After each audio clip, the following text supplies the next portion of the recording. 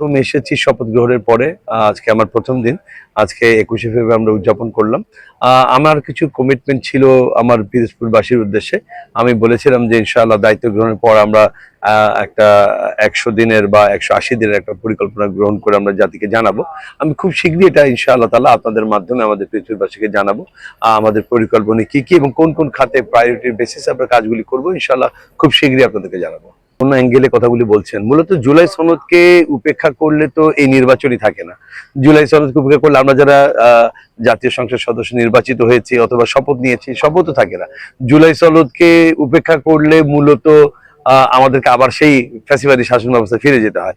জুলাই সনদ তো সংবিধানে যে দোহাই দেওয়া হচ্ছে, সংবিধান অনুযায়ী তো ২০২৯ নির্বাচন হওয়ার কথা, তাহলে এখন নির্বাচনটা হলো কিসের ভিত্তিতে? আমরা শপথ নিলাম কিসের ভিত্তিতে? তো এগুলি সবই জুলাই সনদের ছিল। তো এখন যারা জুলাই সনদের বিরোধিতা করছেন, আশা করছি তাদের শুভবুদ্ধির উদয় হবে এবং তারা খুব শীঘ্রই সংবিধান সংস্কার পরিষদের শপথ নেবেন এবং জুলাই সনদকে মেনে নিয়ে, বিশেষ করে গণভোটের যে রায়, মানুষের যে গণরায়, প্রায় ৪.৫ কোটি মানুষ গণভোটের পক্ষে রায় দিয়েছে। ৪.৫ কোটি মানুষকে উপেক্ষা করার শক্তি বাংলাদেশের কারণেই। সুতরাং গণভোটের রায়কে যেমন উপেক্ষা করা যাবে না, একইভাবে জুলাই সনদকে উপেক্ষা করার কোনো সুযোগ নেই। দুঃখজনক, একজন রাজনীতিবিদের এ ধরনের দ্বিচারী ভূমিকা থাকা মোটেও উচিত নয়। তারা নির্বাচনের আগে তো জুলাই চ্যাটার্টে তো আমরা সকল দল স্বাক্ষর করেছি, ইনক্লুডিং বিএনপি। আজকে বিএনপি জুলাই সনদের বিরুদ্ধে কথা বলছে। যেসব বিষয়ে নোট অফ ডিসেন্ট ছিল সেগুলিতে গণরায় এটা নিষ্পত্তি করা হয়েছে।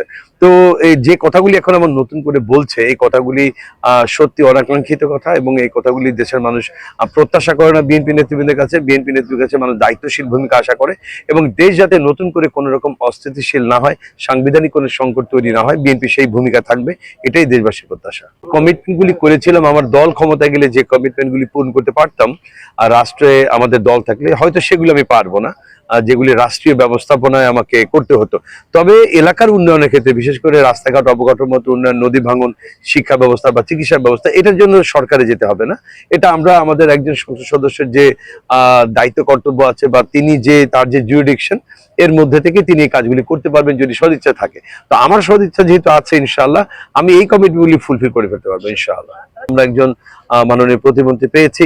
আমরা আশা করছি মাননীয় প্রতিমন্ত্রী তিনি দল মতের ঊর্ধ্বে উঠে একজন পিরোজপুরের মানুষ হিসেবে পিরোজপুরের মানুষের তিনি খেদমত করবেন, একই সাথে গোটা বাংলাদেশের খেদমত করবেন। এখানে দল মতের ঊর্ধ্বে উঠে কাজ করতে হবে, এটা হলো মূল কথা। আমি কোনো দলের এমপি নই, আমি কোনো দলের মন্ত্রী বা প্রতিমন্ত্রী নই। এই জিনিসটি, এই চেতনা যদি মানুষের ভেতরে থাকে তাহলে অবশ্যই এলাকার উন্নয়ন করা সম্ভব এবং আমরা আশা করছি তিনি সেটা করতে পারবেন।